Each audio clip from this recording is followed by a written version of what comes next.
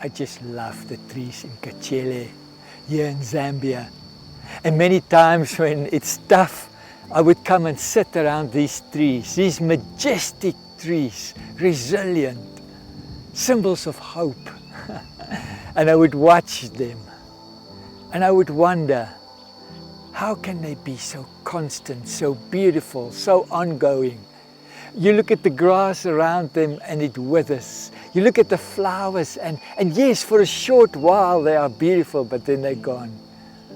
But these trees stood the test of time.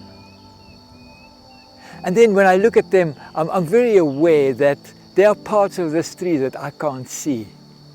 Like the roots that are deeply penetrating the soil, hunting after living water, looking for food.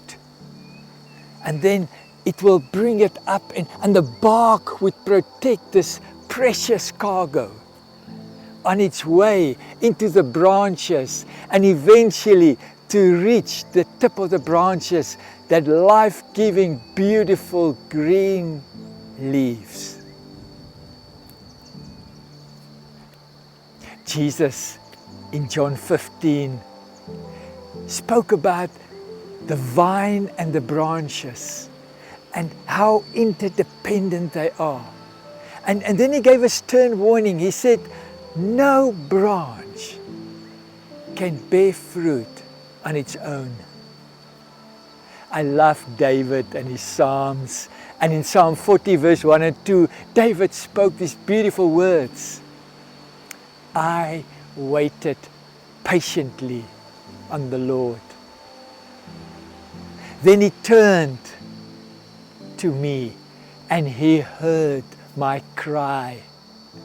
He picked me up out of the miry pit and he placed my feet on a rock. He placed me on steady ground. Isn't that just the most beautiful picture of how we depend on God and how we can cry out to Him and how He reaches out to us in a state of vulnerability? And yet, we also know that that picture is exactly the picture about us as the sons and the daughters of our Father. And how we are this beautiful tree. It speaks about oaks of righteousness. And how we feed each other to reach the most vulnerable. In this story for Christmas 2021, you will hear of two very vulnerable girls